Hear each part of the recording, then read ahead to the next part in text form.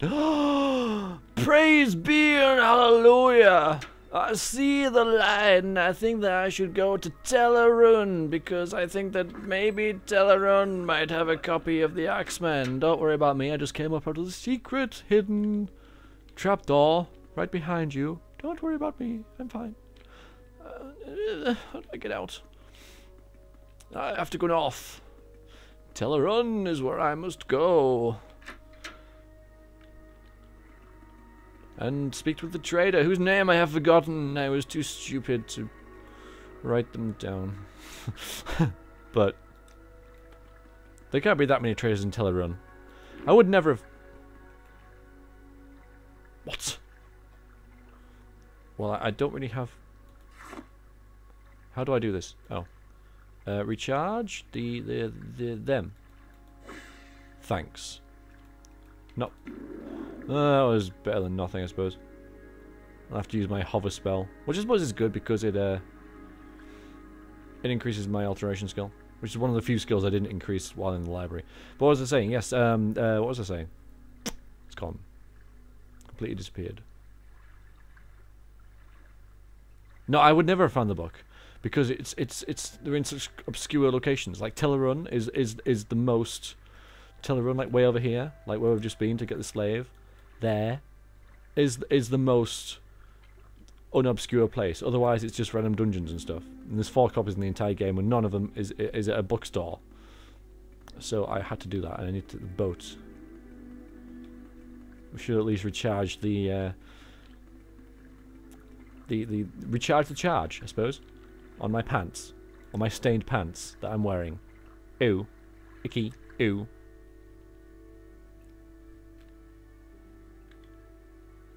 There, a little bit of charge. You see a little bit of charge there, a little bit of charge. Recharges over time. So if we spend half a year on a boat, which is what we're going to do, because then we have to go to Cedric War. I suppose I could levitate there. Well, no, I can't because that's what I'm charging with my pants. So I'm just going to take the long route via the boats and go to where till Morag? Yeah. I say it's a long route, but it's actually quicker, like in real time. Like in game time, my character's now spending like half a week on a boat. There we go. Alright, now I've got to find a trader. One of these traders, I don't know whether they sell it or whether they have it in their place. Oh, that's pretty. Lovely. Anyway. Oh yes, pathfinding place.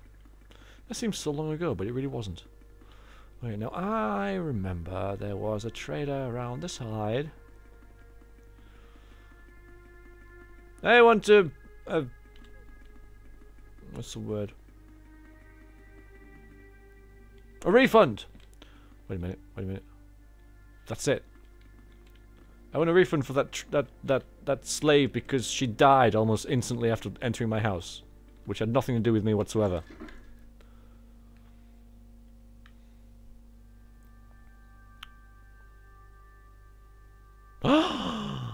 Let's do something.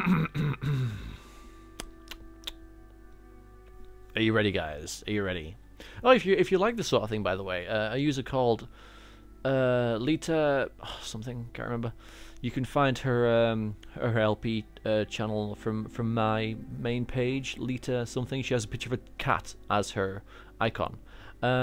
She does stealth-based games, but she also started reading books, and English is her second language, and she reads way better than I'm going to.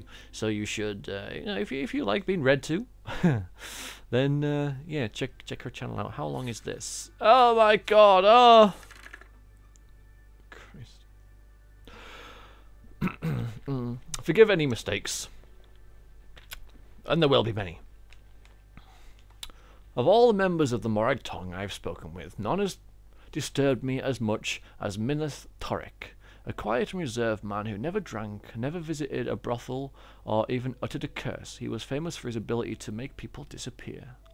Once a person was targeted by the Brotherhood, and Torek was sent to them, they would simply cease to be. I asked him once what his weapon of choice was, and was equally startled by the answer.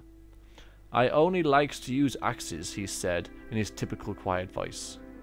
The image of this silent, dour fellow attacking someone with a weapon as inherently bloody and violent as an axe, yeah, that's why they're so cool, so frightened and intrigued me that I questioned him about it further. It is an inherently dangerous activity, for assassins are not typically keen to give out their stories. Torek did not mind the questions, though it took some time to get the full story out of him, as naturally shy and reserved as he was. I could do with a beer, some sort of drink. Wet my whistle. Hang on. Story time, everyone. Story time. No, that wasn't beer. It seemed that Torek had been orphaned as a very young age and sent to live with his uncle, a Solstheim plantation owner in Sheogorath in northern Vardenfell. I know where it is. The man promised to show his nephew the business and eventually make him a partner when he was old enough. In the meantime, the boy was put to work in his uncle's house as his uncle's house servant. It was a grueling life, as the old man was very particular about how things should be done. The boy was first required to give all the floors of the house a thorough scouring.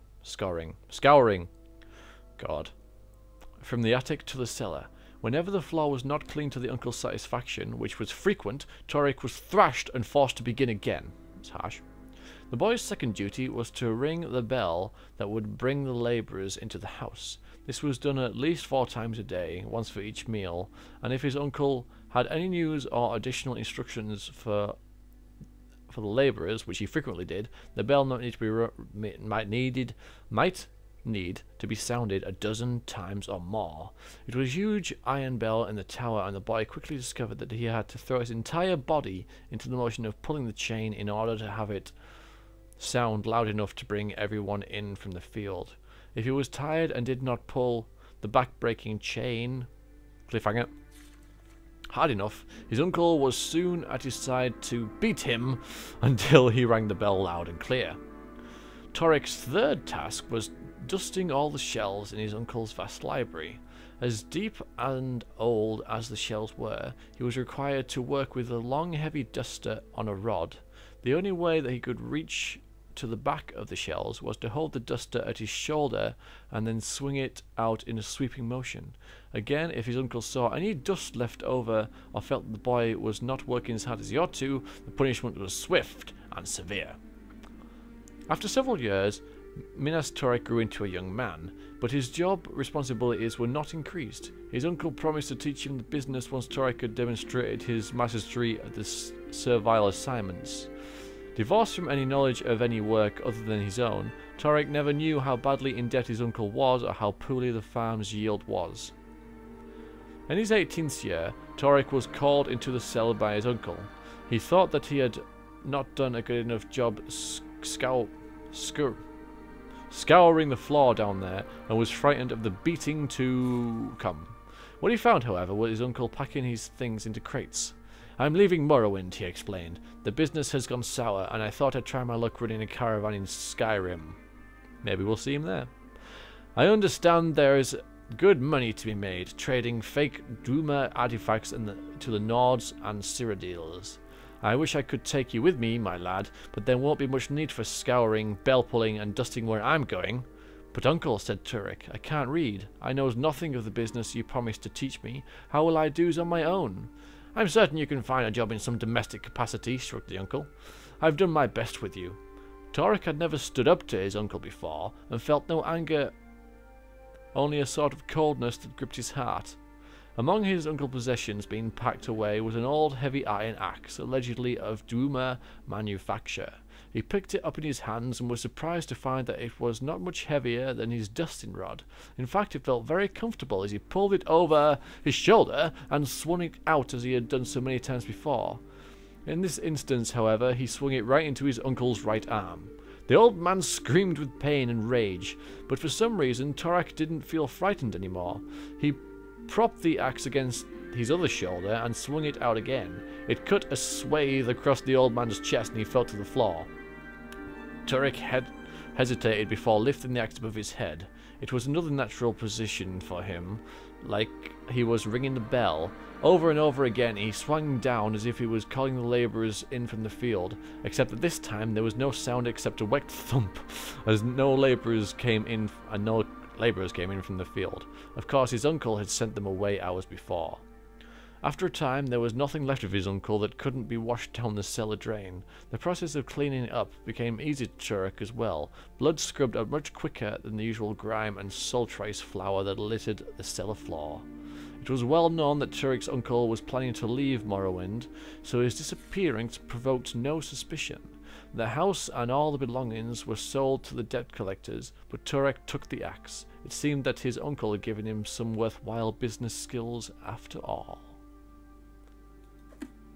Yeah. Well, there you go. Alright, guys, I think we're gonna... Note from someone or other. I'm gonna touch. No, I'm not gonna touch because that's it. No, not rest. Leave. No. God, my keys are all... Leave. Alright, guys, well... I'm gonna leave you on that note for 2 weeks. 2 weeks, you're just gonna have to cope without me and Morrowind, but don't worry, I'll be back sometime. Actually, isn't it 3 weeks? Because isn't it New Year? No, I'll put one up at New Year's, I'm sure. I might be slightly hungover, but I'll do it. So, 2 weeks time, I shall see you. Until then, have a great Christmas, and yeah, have fun. Toodaloo.